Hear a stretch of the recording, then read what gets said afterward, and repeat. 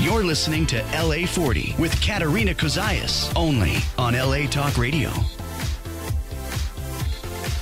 All right, good morning, LA, and welcome to another edition of LA40. This is the show on LA Talk Radio where we delve into all things life after 40. Because, you know, we say it every time we start this show, there is life after 40, especially in this world of Hollywood that we locally live in. It is such a great platform to remind people in their 40s and 50s and beyond that, you know what, it is not too late to start dreaming, and it is never too late to really strive for what you want. Today, we are going to delve into something that I consider an incredibly important topic, and I hope that you will stay with us through the course of this hour because I am here with some fabulous guests. First of all, if you don't know me, my name is Katerina Cozias, and I will be your host for this hour if I don't die first. Excuse me. But today we're going to be tackling something that is going to be important. I want you to think about things. When we started this program, we were thinking, you know, you reach a point in your life, especially as you get older, where you stop and you reflect and you think, am I living the life that I want to be living? Am I living up to my potential? Is this what I really, you know, want for my life and for the rest of my life? Everyone has a different answer to that question. Everyone has a different idea of what they're looking for. The one thing I know for sure is that no one ever sat there as they were growing up and thought, I'm going to aspire to live on the streets. So we're going to tackle homelessness today. This is an important conversation, and I am so thankful to have these lovely ladies in studio with me that are going to help shed some important light on the issue of homelessness and how we as a society, we as a community can help tackle it so that it benefits everyone. To my left, I'd like to introduce Dr. Valisha Adams-Kallum. Is that correct? Kallum. Yes. Kallum, yes. Thank you. Mm-hmm. She's the only one I didn't ask first. How do you say the last name? Dr. Valisha is the president and CEO of St. Joseph Center. That's a local outreach center here in Los Angeles. They have a mission to help poor families and also men and women that are homeless and really give them the resources and the tools to empower them to become better versions of themselves and reestablish themselves into the community. You have been with the center for almost 10 years. That's correct. So you have seen a lot, you have done a lot, and I'm very curious to get your perspective. Before we do that, I'd like to introduce the other two guests. You're joined also by Courtney Kanagi, and Courtney is the VP of Community Programs with St. Joseph's. Yes. Thank you for being here. Thank you for having us. The community programs are so very important, and one of the community programs that St. Joseph offers is something called Code Talk. Code Talk, we're going to get into exactly what that is, but one of the recipients of that service, somebody that's gone through that service, gone through that program, and is benefiting from it, is sitting here with us, Karen Elsie. Yes. Hi, Karen. Good morning. Karen, I am, I'm excited to speak with all of you, but I'm most excited, excuse me, to hear your story, because yours is exactly the story we want to share, which is someone that is grown, that is recognized, and that is becoming a leader. Yes. And so we're really excited to have you here. I am going to start with Valisha, though. Valisha, first of all, tell us a little bit more about St. Joseph's so that people can become familiar with the center, and then we'll broaden it up into something a little bit bigger. Great, absolutely. Yeah. So St. Joseph Center has been assisting low-income and homeless individuals for over 40 years. Wow. We're so proud of that. And we actually empower folks who are getting back on their feet, who have been homeless or are at risk of falling into homelessness. We're what's called the lead service provider for homeless families and individuals on the West Side. And we'll talk more about what that means in fighting homelessness. Sure. But we have services offered each day, Monday through Friday, on the west side and also in South Los Angeles. And that's a recent expansion of our work, which we're really excited about. Right. Well, I mean, I had, in preparation for this talk today, I'd done a little bit of reading, and I came across a stat which blew my mind. Almost 50,000 people are homeless in Los Angeles County alone. Absolutely. I mean, one of the major Wow. areas of work for us is outreach and engagement, Okay. which will get a great boost from Measure H funds, and I'm sure we'll talk a little bit about that. But in addition to that, St. Joseph's Center also serves folks who are suffering from mental illness. We provide housing support, both getting people into housing and helping them stay housed. And then the education and vocational programs, which we're really proud of empowering people and giving them the tools that they need to be self-sufficient. And Karen, of course, will talk a little bit about that. Right. No, absolutely. Speaking of Measure H, I'd like to explain that a little bit because, you know, the beauty of this show is it's local, it's Los Angeles, right? But we also stream digitally, so we do get a lot of people that watch the episode either live or afterwards. If you're local to Los Angeles, you'll probably know that last month, March 7th, was the mayoral election. So new election. Same mayor was elected, so Mayor Eric Garcetti, the incumbent, which is great because he's a good mayor.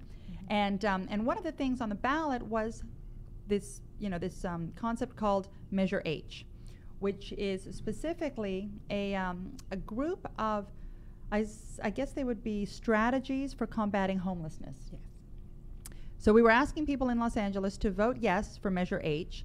What that meant, if you vote yes, is that you were agreeing to an increase in your county tax rate of 0.25% so that the money could be collected to combat homelessness and put towards this initiative. Measure H passed with almost 68% yes vote, which I thought was fantastic. That means a lot of the people in the community recognize the importance of putting some money towards these initiatives. What this means for those involved, it sounds like a little bit, 0.25% increase in your tax rate. What that means fiscally to the city, or to the county, $355 million annually are going to be raised and put towards this initiative that's going to last about 10 years. So talk to me about how excited you were with Measure H passing. I mean, we were thrilled. Yes. Because certainly one of the main difficulties that we face is not having enough resources to serve the number of people who are on the streets. You mentioned almost 50,000. That's actually right on. And so we need a boost to the resources, the number of people who are doing street outreach and engagement. Housing is inadequate. Affordable housing is just not available in LA. And then once people get housed, we need to help them stay housed. One of the really exciting things is we'll also be able to prevent people, some 30,000, from falling into homelessness. And I'm really excited about that Now, as well. well, talk to me a little bit about that. So someone is living in housing right now. They're obviously on, roughly on the poverty line, perhaps below. What would cause them to lose their housing? So I think there's a number of things that can have that happen. So somebody may have a medical issue that was unforeseen and was not covered by their insurance, and their bills start stacking up, and they miss that 1 month of rent, or they miss that car payment, and they're not able to bounce back from that. There are other issues around mental illness, substance abuse that would cause them to not be able to pay those bills.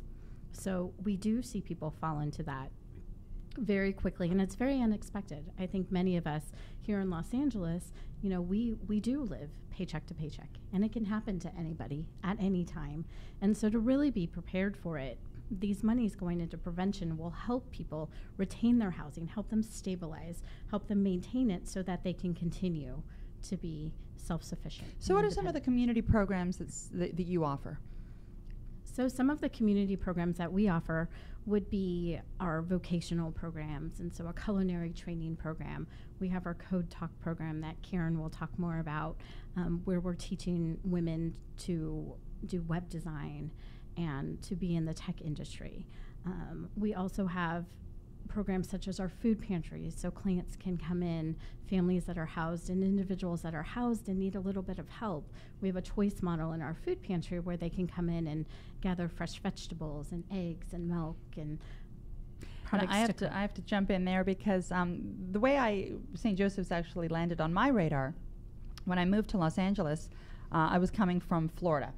And I was used to living on the water and being near the water. So I thought, well, if I'm going to move to California, I want to be near the water. So I rented a place right on the cusp of Santa Monica and Venice, right, just off Main Street. And when I first got here, I came with no job, and I had some time on my hands. So I thought, I'd like to offer some of my time. And I found St. Joseph's Center that was nearby. And so I started to volunteer in the food pantry. Oh, that's so wonderful. And I would show up. I would go there twice a week in the mornings. And I have to say, it was such a rewarding feeling to be there and to just be able to help people that they need a little bit of assistance, and the way the center works, like you said, it has been around for 40 years, and it is servicing a lot of people. And so a big thank you to you for the work that you do in the community. It's an honor, and thank you for volunteering. The value of our bag for a month is about $160. So that's a huge savings for a family that's just on the brink, right, and helps keep the lights on, keeps the car payment up. So it means a lot to families who are struggling. Right. If somebody wanted to come and apply for your services, do you have like a checklist that they have to meet? Well, there's eligibility criteria. Okay. These services are for families who are low income and individuals who are low income, and they have to certify that they are really in need. We want to make sure that we provide services to people who really need our assistance. I'd like to chat with Karen a little bit. Karen, what are, in your opinion, before we get into your story, what are some of the misconceptions that people have around homelessness? Because I'll be honest with you, right? How many of us have walked down the street, seen someone sitting there on the side of the road with a sign or panhandling, and you're trying to avoid eye contact, and you don't want them to look at you, and you're thinking, oh, please don't come over to me. I mean, I'm guilty of that, I'll be honest. Sure. But then at the same time, you never know what that person's story is. And like I said at the beginning, right, no one grows up saying, I want to live on the streets. Absolutely. So myself, I have 2 master's degrees. Oh, so what goodness. homeless looks like is not what everybody would think it should look like. There are people who have mental illness, but then there are people who are just underemployed, and their bills outweigh their income. So for me, in the instance of walking down the street and looking at people who are in need, I just check my spirit pretty much, and I give as I can, because I'm in need, myself and my son. So I just think that there's misconceptions on what homelessness can look like, and becoming homeless myself, we see it, but being a part of it and living it is something different. You have more of a respect for those who are in need, because you can think that everything's going okay, everything's all right. It looks as though it's all right, but actually you don't know what each individual is going through. Right. Yeah. No, that's so important. I know one of the things I had also read is that I think it was 23% of people, this is a generalization across the country, are single moms. So you were, you not only have to worry about yourself, but you are now put in a position, what are you going to do for your kid? I can't imagine how hard that must have been. Well, for me, I just had to make some serious, hard decisions, some life-changing decisions. It was letting go of certain ideologies that I had for myself. Such as what? Having to keep up with everybody else. Oh, but is the main one. I was going to say, just feeling as though I had to keep up with everyone that I was associated with. They were married, people or people who were in long-lasting, sustainable relationships, two people, whereas I'm a single parent taking care of my 15-year-old son. And so I had to look at things like, okay, so what am I going to do to provide for him? What decisions do I have to make to be responsible to take care of my son? Being responsible in showing my son that you have to make certain decisions in your life to better your situation. Actually, my son's very outspoken, very, analytical, and everything has to have a rhyme and a reason with him. So he was ashamed to tell people that we were living in a homeless shelter, and I had to sit down and have a conversation with him and just tell him, many people wish that they were in our position. It's not, all shelters aren't the same. So we live in a 1-bedroom apartment, and it's a very nice place, and they provide us with employment services, a computer lab, pantry accessibility, different things, they help us get on our feet, so one's conception of what a shelter looks like is not what they all are like. With respect to Code Talk, which is one of the programs St. Joseph's provides that you have gone through, can you tell us a little bit about what that is and what that has meant to you?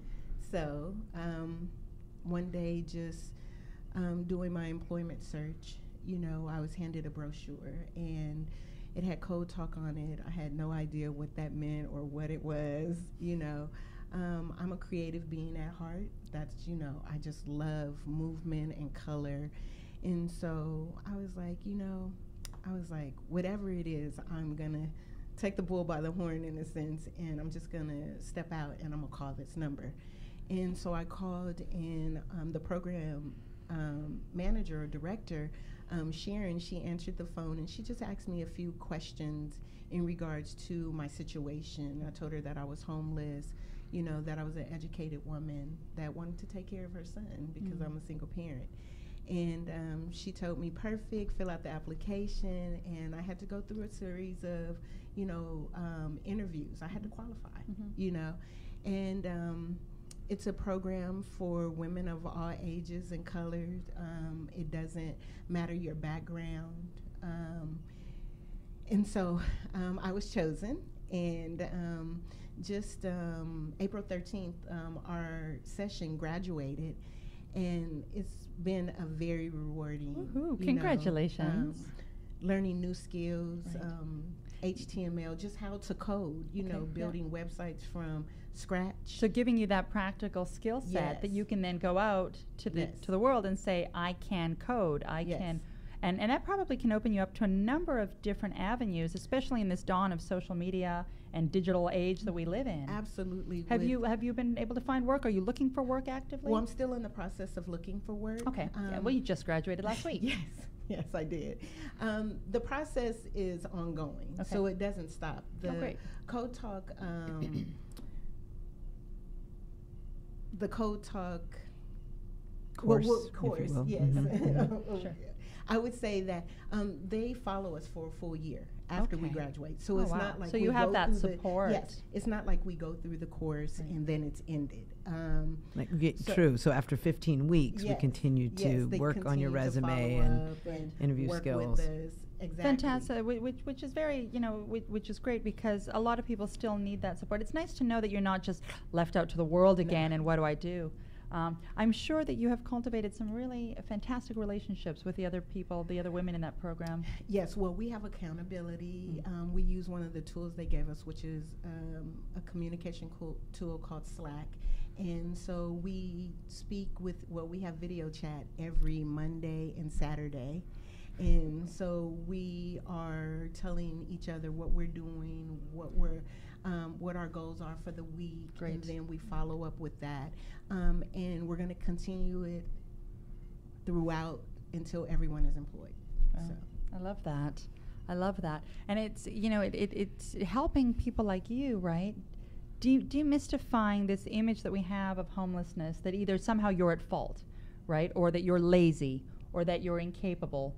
Although in many cases there is an element of mental disease, of alcoholism. How, Felicia, how do you reach out to someone that doesn't want help, or can you? Well, we do it every day. The idea, though, is that we know everyone needs help. And they may just not be in a place where they're ready to receive it. And a lot of it is just hopelessness. So our job is to go out and really connect with people and inspire them to say yes again.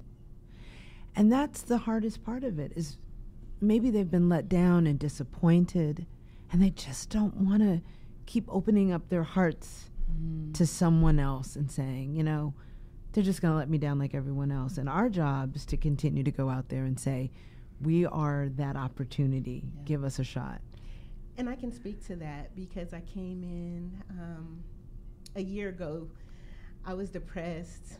I felt like I didn't have any avenues or accessibility to the things that I needed. And when Co-Talk came into my life, they changed my perspective, my thinking, you know, because our thoughts rule us if we continuously think the negative things, you know. So they constantly encouraged us, you know, to move forward, to know that we can learn how to learn again, you know, being that I am a dual master's degree holder, you know.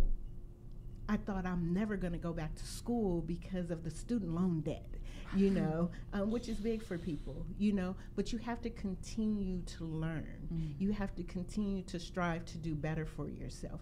And so me, always the encourager, people would, in our class would be, I can't, I'm like, we can, you know, and even for myself, talking to them, I'm talking to myself, you know. It was a process of digging up the dead roots. Like literally, I saw like transformation in my life, and the hope that I have today is greater, much greater than it was when, you know, I first started. I'm sure you have set such a fantastic example for your son. I'm sure he's got to be very proud of you. Yes. It's been hard. It's yes, I can't. I was going to say, but you know what? He will. And he does, I'm sure, recognize it, but he will really recognize it for what it is in a few years. And I think, you know, again, without sounding like a cliche, right, one of those things you read on Instagram, it is the troughs that make you stronger, right? And this is showing him that, you know what, it's not all roses out there, and it's not all fun and games, and you can hit hard times, and you can get out of the hard times. And I think that's the message we need to be sharing, especially with the youth. That's excellent, because kids see more than what you think they see. He told me, Mom, don't come upstairs. You know, he said, when you go in the house, it's like you seek into a black hole. And that's when I knew that I was depressed. I was like, oh, is that how he sees me? You know, I can't allow that to happen. And so I had to change some things. In terms of changing some things, one of the things Measure H is going to do is bring about more affordable housing. But it's looking to move housing into different communities that may not have that type of facility in their community. What kind of resistance are you being met with? Or are you? Well, I mean, there's always challenge faced with change. And I think the opportunity then emerges for us to educate community members around what we're doing and what we can do together. Certainly, the community is concerned about homelessness, and we see that in the passage of Measure H. They want to see solutions. My message is that we will solve homelessness together, and Measure H and the passage of Measure H was part of us doing it together. And now it's about putting resources in communities, and in some communities where we haven't seen those resources before, and opening the doors for people to volunteer like you did, and walking alongside and changing people's lives. So certainly I think that there will be resistance, and yes, we do see some community members worried about what it will mean for them, but clearly homelessness is everywhere and it's on the rise. So we really have no choice but to tackle it. And Measure H will allow us to do that at a level that we've never seen before. Yeah. Courtney, how inspiring are stories? How fulfilling is your day when you come across people like Karen that you know you really have been able to help? I think it's great. I think this is why I got into the work in the first place, was to have these experiences and to be able to help others and to pass that along and to pay it forward to others. And that's one of our goals at St. Joseph Center, is to spread that kindness and to ensure that people can be self-sufficient and sustainable, and to help them get there and to be with them along the way and be that support system. And, you know, every day is a struggle for everyone, us included. I think as social service providers, we also struggle with having to drive home and continue to see homeless individuals living on the street on our drive home as we go home to our warm homes and our beds, and to see that the struggle is real, but to see that we are making a change, and that there are people such as Karen who come into our programs, take that into account. They grasp it, they take it for themselves, and they run with it. And Karen's a fantastic graduate for us. She's successful. You know, she's picking her life up again, and I think we can't ask for anything more. That's why we do this work. And the thing with this, Karen, is I know you're probably, because I've done this as well, right? You go through phases where sometimes you think you've got all the time in the world. Other times you think, oh my gosh, I don't have any time left. Are you inspired again about the years to come? Absolutely. For one, because I am a woman. I'm actually 50. Woo! One. Let me go. Here we go. I'll be honest, 51. 51. And I feel relevant. I feel as though I have something to give back today. The technology industry is vast. There's multiple things for people of all ages to do. People think that they can't contribute, but I have a lot to contribute. And I know that I'm going to be around for a long time to come, There's longevity in my family. So I know that I have a good 30 years to continue to work, to service people in a manner that would be helpful. I'm a giver at heart. Part of who I am, I want to be a UX designer. So creating, infrastructure for people to be able to see and, have enjoyment out of it. But then also giving back to the community that has given so much to me, is a great thing as well. Right, absolutely. It's one of those things, if you're just tuning in with us, you're listening to LA40, and we're talking about homelessness today. I did forget to mention that we welcome your calls. This is a dial-in show, so if you do have something to comment on or something to share, we'd love to hear from you. The dial-in number is 818-570-5085. Again, 818-570-5085. Karen, just without delving too much into your story, but coming from 2 master's degrees, of course you fell into a depression.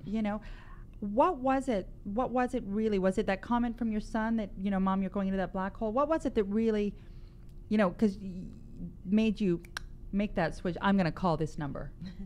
Well, being successful and then not being successful and oscillating up and down, filling out multiple resumes, application after application after application, and receiving that rejection letter, the no. Starting your own business, being very successful in it, but then the back end kind of slaps you in your face. That's a whole nother aspect of the success, the survival, and the failure line, And for me, it became overwhelming. It just became overwhelming because my son has a lot of needs, and I don't want him to be placed in a position that I've been in. We always want our children to do better than, we have done.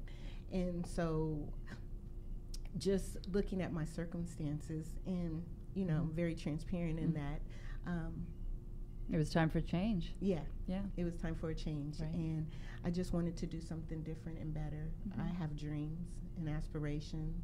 And 30 years is a long time. Yes, You know, it and once is. we get to that 80, 81, you'll probably live another 10. Yes. So, there's, Yes. when you think about it, there's so much time ahead. And I think the important thing is, why not live to your very best potential, and this is one of the things with people that do have needs. We have to be compassionate. And I think the key is to really try and understand what has happened, where they're coming from. One thing I know that people comment on a lot, and I've seen it, I've heard it, you see someone, they're on the streets, but they have a pet. And people think right away, wow, they've got a pet. If they can afford a pet, then they don't need my money. How important is having a pet? It is very important. I think that all of us look to a support system, and for many of the individuals who are living outside on the street, that is their support system, and that is the one person who shows them unconditional love, who they can depend on, is with them through the tough times, through the good and through the bad, and is right by their side and loves them no matter what. So I think it's very important for our clients who are living on the streets as they have these animals. We also want to ensure that they're able to take care of themselves, not only just the animal, but that they're also caring for themselves and caring for their own needs. Because I think we want them to prioritize their needs. So whether it be their health needs or their mental health needs or their housing needs, we want to ensure that the clients are prioritizing those above and beyond, and that they're able to take their animals with them. I think that is, one of the things that we see is there's such a great connection between them and the animal, and we want those animals to move inside with them. We want them to be part of their journey, and sometimes that is the one thing that they wake up to every single morning and they look forward to every single day. And so that's definitely part of our work, and it is part of our plan. So as our outreach teams work with clients and we work with relocating them into shelter or into housing, we also have to have a plan for their animal in place so that they can take that with them and they don't have to yet leave another part of them behind. Right. Yeah, I was going to say, your world is falling apart. The last thing you want is for someone to take your dog, right? I mean, goodness. Well, that's true. We're relational beings, Right, and that yeah. is an important relationship, and we want to help foster that. Right. You, Felicia, have a PhD from Stanford. I do. You have a PhD from Stanford. A lot of people would look at you and say, why on earth would you work for a nonprofit charitable outreach program? What drives you to do what you do? Meaning and purpose. I had a wonderful mentor, Marilyn Winkleby at Stanford, and actually she's an epidemiologist in the School of Medicine. And Epidemiologist is what? well, people who study health outcomes Okay. in community spaces. They do a lot of public health work. She did a lot of work around cardiovascular disease among certain minority populations. And she also started a program for low-income kids interested in the field of medicine. So as one of my postdoc areas of work, I worked under her, and she mentored me and helped me see the connection between research and practice and nonprofit efforts. And it was really there that I was inspired to use my training as a person with a PhD in counseling psych and to leverage that in work in the nonprofit sector. I've always been drawn to helping people who are in need and who are vulnerable, and so it's just been a very meaningful way to leverage the great training that I was able to grasp and gain at Stanford and use that for people who are Well, I struggling. know in the 9 years that you've been there that the services that St. Joseph's offers have doubled. So you Yes. are, when you think of a leader, you are very much a leader. And when you think of putting people with a skill set, bright, capable, smart people in these positions, they're needed, And same for you, Karen, the background that you come from, both from an education standpoint and from a life experience standpoint, over the next 10 years, I mean, I'm getting goosebumps. You can leverage that in such a way that you will be such a benefit to so many more people. I host for another show called Book Circle Online, and I had a conversation yesterday with a gentleman named Dr. Mark Goulston. He's a prominent psychiatrist, and he's written a book called Just Listen. I'll loan it to you. It's a good one. And we were talking about the importance of really continuing to listen to people's needs, you know, not necessarily to what they're saying, but to what they're emitting. And a lot of times people aren't going to ask, right? Ego gets in the way. They're, you know, they feel not worthy, or they feel like they don't want to seem needy. So we really do have to keep our eyes open and be aware of who's around us and what they might need in every aspect. Well, yes. I mean, as a person that gets to connect with people who are struggling, and I am a part of maybe what inspires them to live another day, I mean, obviously that is so rewarding. But what I also have enjoyed doing is helping people see that we all play a role in inspiring hope. Yes. That as we are walking along a street and we see someone who's homeless, and maybe we're feeling bad and we want to look away, that we force ourselves to look that person in the eye and to nod and to see them, and to also think about ways that we can inspire others by saying something encouraging, by noticing someone that we work with who's struggling and pointing out things that they have done well, showing appreciation. Those are all the things that we can do to inspire hope, and we can do it with our colleagues. Certainly we do it every day with our clients, and I just think that that is, again, one way to grow purpose and meaning. Yes, and that's so true. You see a lot of people, especially again in this merging of social media, digital age, people feel as though, you know, oh, I have so many friends. I have 1,000 friends on Facebook, and I have 5,000 friends on Instagram, and in reality, it's pulling us further and further apart from having real life, human-to-human contact. So I often think about the repercussions social media is going to have on society. Don't get me wrong; it's great for many, you know, in many aspects, but it has to have an effect, and it will have an effect on society as a whole, when these kids that are coming up now that have never known anything but a cell phone in their hand, and how they're going to act and react in the world, you know, coming down to something as simple as having patience, right? Having patience in your relationship. When you're used to everything being instantaneous, how do you meet someone and stay with them for 20 years? How do you get into a job and have the patience to work hard for that promotion and not just feel entitled to it because, hey, Uber shows up in 2 minutes, right? Why can't everything else? Well, I can speak to that because put the mic just a little bit. Yeah, there we go. Thank you. Patience right now for myself. Okay, you me. know, Oh, yes. Coming from the Cold Talk program, you know, I can't expect things to happen quickly, but I have to understand that things take time. Right. There's a processing, and so I have to myself practice patience. You know, not condemning myself for the quick action not to have taken place yet. I have to have confidence and know within myself that the opportunity will come. And because somebody says no, just allow myself to say, that's just one no, I'm gonna keep going. I have a new mantra, and I call it no equals next. Yes. No problem. Next, next, next, and then I'm, you know, you're gonna walk in and be that, you know, from that scene from Pretty Woman where she's going, "You're a sucker. I could have bought your whole store, but That's I'm, right. you know." I love that scene. Yeah, it's a great scene. I hear you on that. My friend told me that, she said, Karen, that was door number 3. That wasn't your door. There you go. She was like, I like the first that. door will come. She was like, don't worry about it. Yeah, no, it's that's absolutely true. You know, it part of some of the stats going back to the realities of homelessness, 40% tend to be African American, almost 30% tend to be Hispanic, and that leaves about 20-25% of Caucasian and other. What do we do to help these inner city communities, or some of these people that are living sort of on the lower end of the financial spectrum? What can we do on a larger scale to ensure that, you know, they're not hit as hard as they have been hit?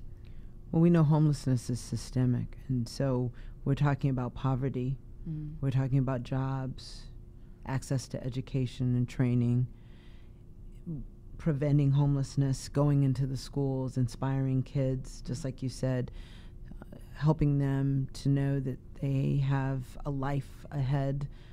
So many kids fear that they'll won't live past 18 or 19, and we have to encourage them. And it will be important for community members, for folks to step up and to be a part of a movement that saves our kids. And that is really the only way that we will combat increasing levels of homelessness, is to prevent homelessness, is to educate kids, to inspire them, to walk alongside, and really for more of us to do work that helps save lives. Right. Yeah. With youth and homelessness, how prevalent is that? Well, we're waiting for the count to be presented, and I know that we just did a street count in January, and all of us are waiting to see what the numbers look like. But our sense is that homelessness is up, and I don't know what that's going to look like compared to last year. But youth homelessness is a really serious, significant problem, and I know we're starting to look at the amount of kids in college who are also homeless. Kids who are How can you be in college and homeless at the same time? That doesn't make any sense to me. Oh, certainly we can. Explain that one. Wow. There are many students who, have come on scholarship, can just afford their classes and books, and cannot afford to live in the dorms or cannot afford to live inside. And so they are living in cars. They are utilizing, the gym to shower. They're utilizing the libraries to sleep in. They're utilizing different halls to stay in and find shelter in when the elements are not great. But we do see a lot of students who are coming and getting their education, and they do not have a stable place to stay. They're couch surfing on friends' couches. They've converted places into rooms where they're not necessarily habitable. And that's the thing, is I think, that the system, please don't get me wrong, I'm not politically inclined, nor do I pretend to know, offer any suggestions on how to fix it, but there is a real disconnect in my mind between someone going to get an education and coming out with $100,000 or $200,000 of debt. I mean, this is just a broken system, is it not? I mean, yeah, right there, case in point, Karen, right? Well, for-profit schools, for one. You have hopes and aspirations, so you go to school, and then you come out. If you don't have the mentoring component, or if you don't have the internship that will lead you into a different direction, I'm sorry, or there are multiple components that are needed, once you complete. For myself, I can only speak for myself.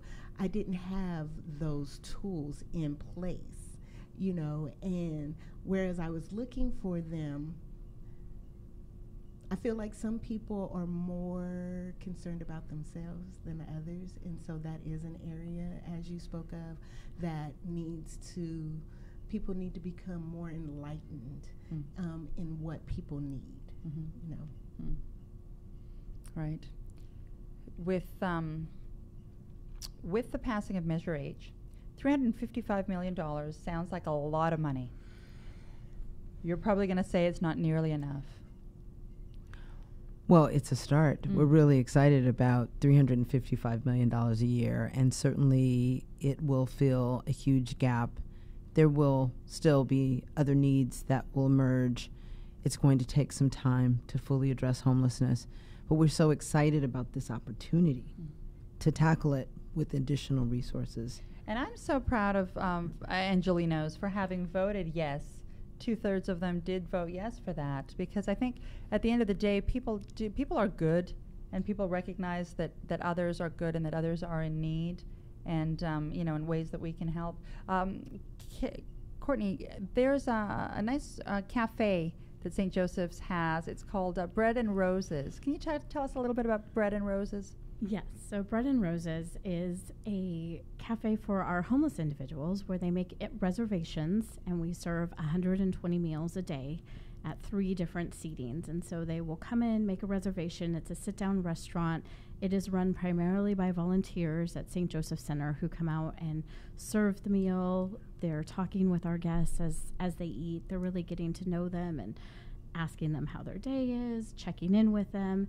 And we have a fantastic chef, Chef James, who is working in our kitchen and working with some of our culinary training students out of our culinary training program.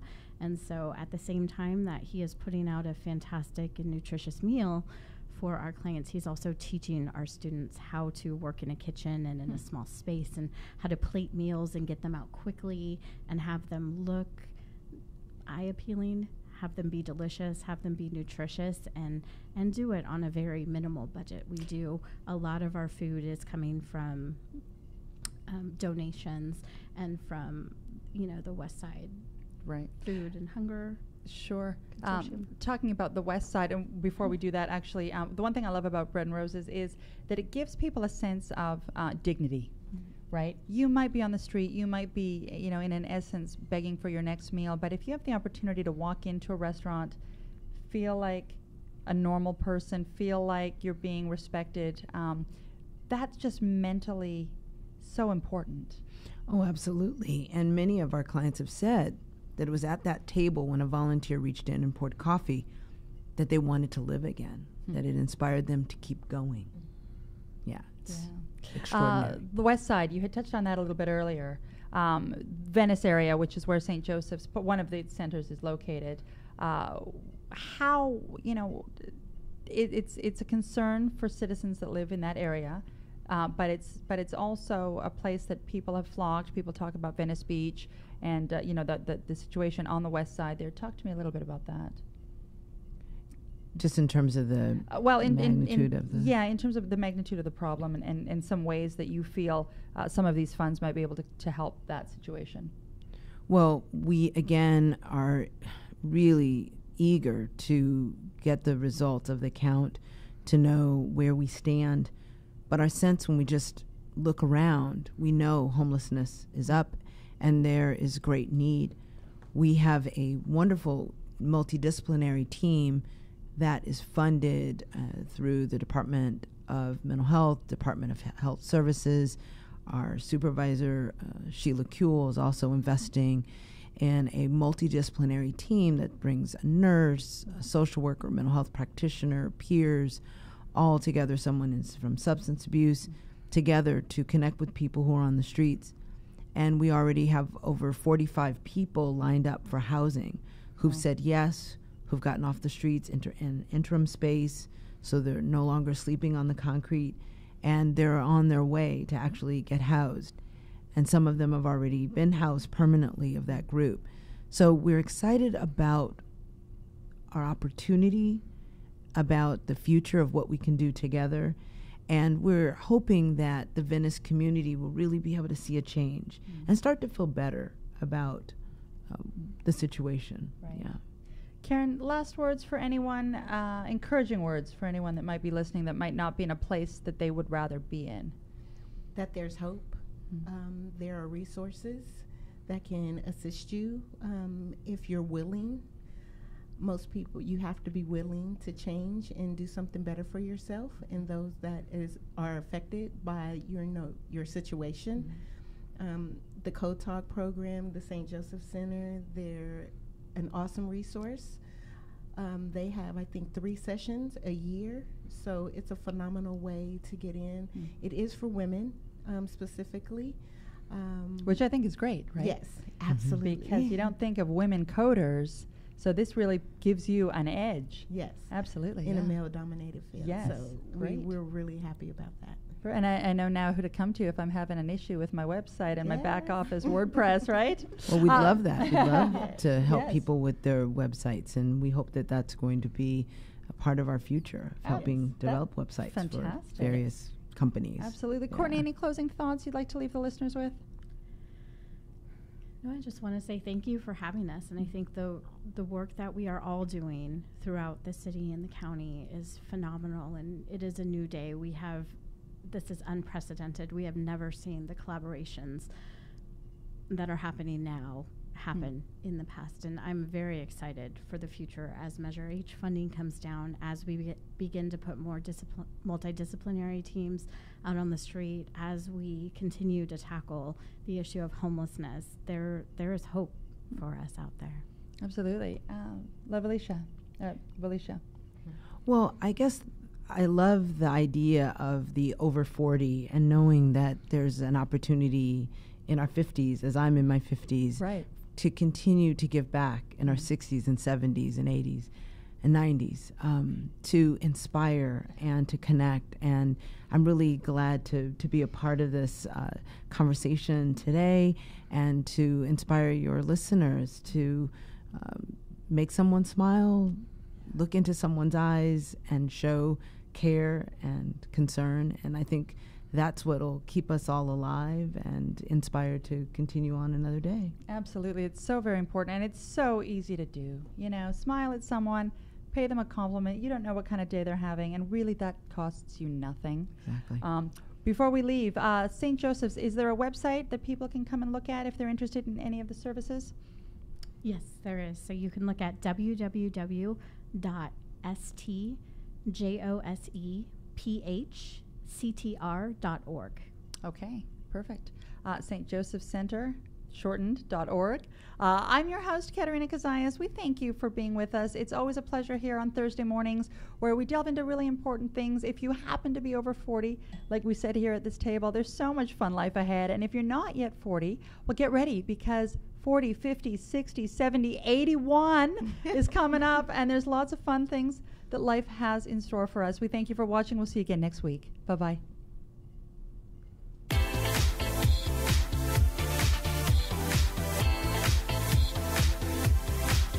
You're listening to LA40 with Katerina Cozias, only on LA Talk Radio.